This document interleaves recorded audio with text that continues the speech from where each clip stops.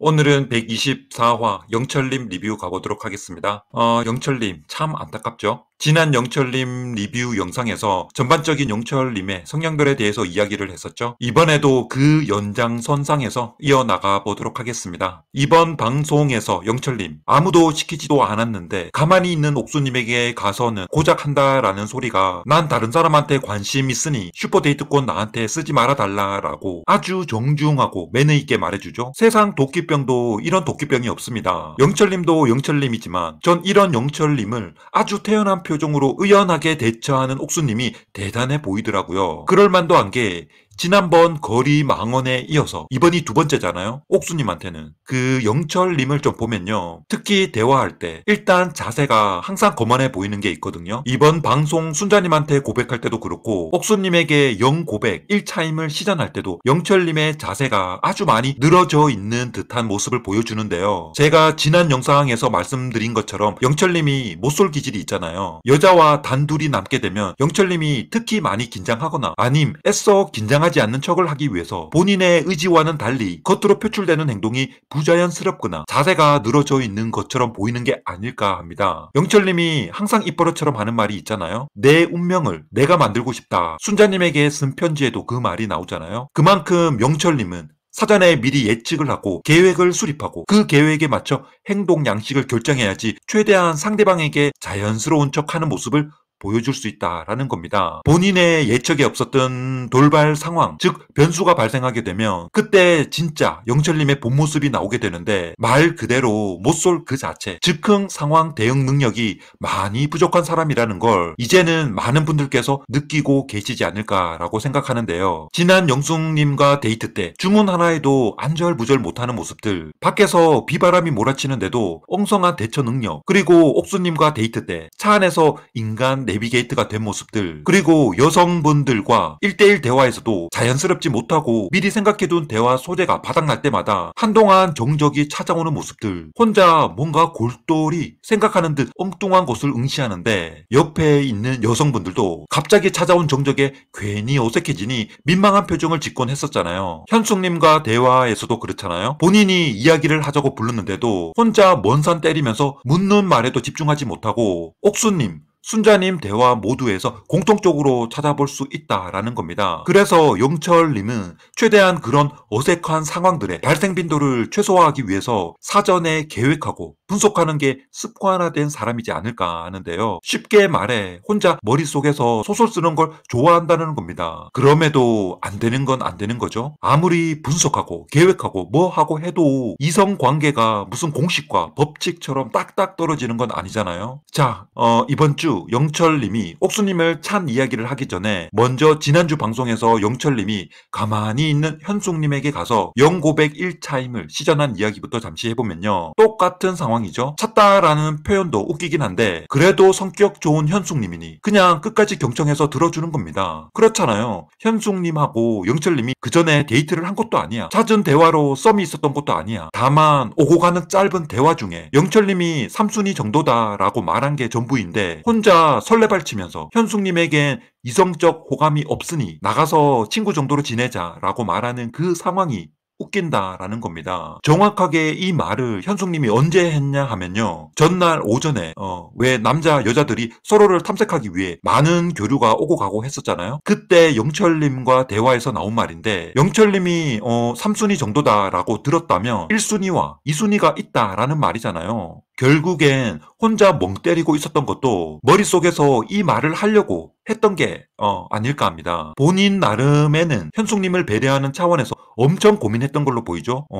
아주 너무나도 과하게 배려심이 많은 분이죠. 이번 방송에서는 옥수님이 본인의 의지와는 전혀 무관하게 영철님에게 영고백 1차임을 또 당하죠. 원래 영철님에게 옥수님은 마지막까지도 순자님과 경합을 벌였었던 상대죠. 영철님 말을 빌리면 거리 때문에 힘들어서 2순위다 라고 했죠. 어디까지나 영철님 기준입니다. 다른 분을 좀 더 염두에 두고 있기 때문에 혹시나 슈퍼데이트권을 나한테 쓰려고 했다면 그러지 마셔라 라고 말했었죠. 있었죠. 그 말을 듣고 있는 옥수님 표정 보시면 그냥 뻥져서 이건 뭐라고 해야지? 딱 이런 표정이죠. 어이없고 황당한 겁니다. 영철님이 옥수님과 유일한 연결고리가 있다면 이순희 데이트를 영철님과 함께 한 거, 그것도 영철님이 선택해서 한 거죠. 보통은 상대방의 마음을 먼저 확인하고 내가 호감도에서 우선순위에 있다고 한다면 할 법한 이야기를 상대방의 의중과는 전혀 무관하게 이 관계를 내 관점에서만 몰입해서 생각하다 보니 이런 헛다리 짚는 이야기만 늘어놓는다라는 겁니다. 전형적인 EQ, 즉 감성지수가 부족한 유형이다라고 봅니다. 이해심과 배려심하고는 다른 말이죠. 배려심은 뭐 말할 것도 없잖아요. 과해도 한참 과합니다. 눈물이 다 날 만큼. 다만 상대방과 대화에서 상대방의 표정, 말, 제스처를 통해 감정을 읽고 파악하고 공유하는 감성지수가 떨어진다라는 겁니다. 그리고 본인의 상황 분석에 대한 지나친 신뢰도 문제의 한 원인이지 않을까 합니다. 하는 일도 그렇고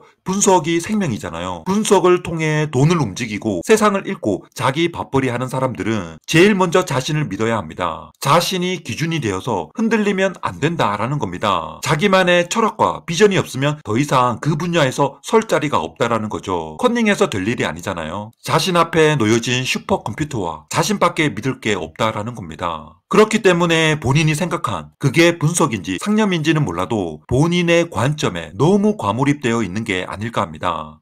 다음으로는 어디까지나 제 뇌피셜입니다. 뇌피셜인데 그냥 한번 웃자고 하는 소리니까 또 심각하게 의미 부여하지는 마시길 바랍니다. 영철님이 현재 찬 사람이 바로 옥수님과 현숙님이죠. 물론 영철님과 접점이 있다라고 생각하면 또 접점일 수도 있지만 상대방 의중이 그렇게 막 개입되진 않았죠. 현재 옥수님과 현숙님은 영철님의 원픽인 순자님과 함께 17기에서 가장 인기 있는 3인방이죠. 나머지 여성 출연자 3분은 안타깝게도 0표죠. 우연찮게도 영철님과 한 번이라도 대화를 섞어본 사람들이 17기 인기녀들이라는 거죠. 여러분도 아시다시피 17기에서 영철님의 존재감이 막 드러나 보이진 않잖아요. 2대1 데이트 때도 1대1 데이트 때도 또 1대1 대화 장면에서도 영철님이 왜 재밌다고 하는지 도통 알 수가 없는 거죠. 그냥 독특하고 자기만의 세계가 있는 사람이구나 정도지 유머스럽고 재치있고 대화를 리드하고 그런 모습은 1도 찾아볼 수 없다라는 거죠. 그렇게 보면 영철님의 존재감은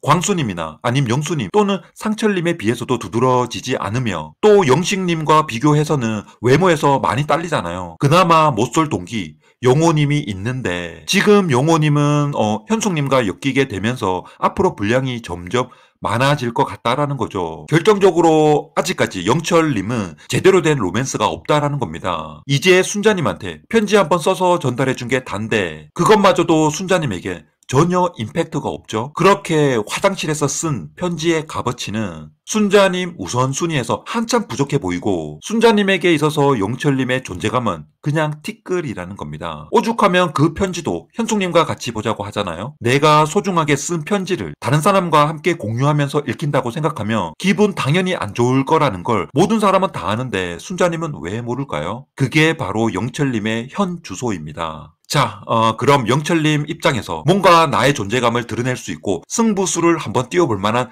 끈덕지, 굳이 건덕지를 한번 찾아본다면 그 재물이 바로 현숙님과 옥수님이 아닐까 합니다. 영철님이 여자들 앞에서 어리숙해 보여도 원래는 이 사람이 명석한 사람이잖아요. 나름 짱구를 굴려봤을 때 나와 연결고리도 있겠다. 현숙과 옥순 인기도 많겠다. 그래 내가 한번 차는 그림 만들어보자. 상대방 생각이 뭐가 중요해? 내가 차는 모양새만 나오면 그만이지. 그러면서 나의 이미지 맺고 끊고 확실하고 한 여자 바라기 같은 그림만 나오면 되지. 그런 거죠. 그래서 그런 차원에서 한번 허세를 부려본 게 아닐까 합니다. 나 이 정도 되는 사람이야? 왜 이래? 나 흘리고 다니는 남자 아니야? 이래봬도 맺고 끊고 확실하고 절대 쉬운 남자 아니야? 나 값비싼 남자야. 이런 그림요. 그러면서 동시에 순자님에게로 향하는 나의 간절함, 나의 진실함을 더 돋보이게 하고 싶었던 것 아닐까 하는 거죠. 에이 설마 그렇게 앞서 나가서 오버해서 생각할 필요까지 있겠어? 라고 생각하시겠지만 영철님이 한 번씩 아무 말 없이 밖을 쳐다보고 명상에 잠길 때 그때 살짝 무서운 생각도 든다라는 거죠. 똑똑한 사람이잖아요. 어디로 튈지도 모르겠고 그래서 이런 저만의 상상을 웃자고 한번 해보는 겁니다. 그리고 다음은요. 그냥 심심한 겁니다. 심심한 거죠. 뭔가 재밌는 게 없을까. 혼자 골똘히 머리 굴리다 깊게 생각하지 않고 현숙, 옥순이 만만해 보이는 거죠. 기센 정숙한테는 할 수는 없잖아요. 영자? 한 대 맞으면 아픕니다. 그럼 영숙이 눈 한번 흘기면 깨갱합니다. 그래서 옥순, 현숙이 데리고 장난질 하는 거죠. 모양 빠지질 않게. 시청자들에게 재미도 한번 선사해주고 엉뚱한 모습도 한번 보여주고 그래서 귀엽게 봐주면 땡큐고 아님 말고 그것 말고도 4차원 같은 분량들 많이 뽑아놨잖아요. 아마도 그래서 그렇지 않을까. 이런 허무맹랑한 상상을 한번 웃고 가시라고 해봅니다. 자, 오늘 영상은 여기서 마무리하고요. 다음 영상에서 또 찾아뵙겠습니다. 감사합니다.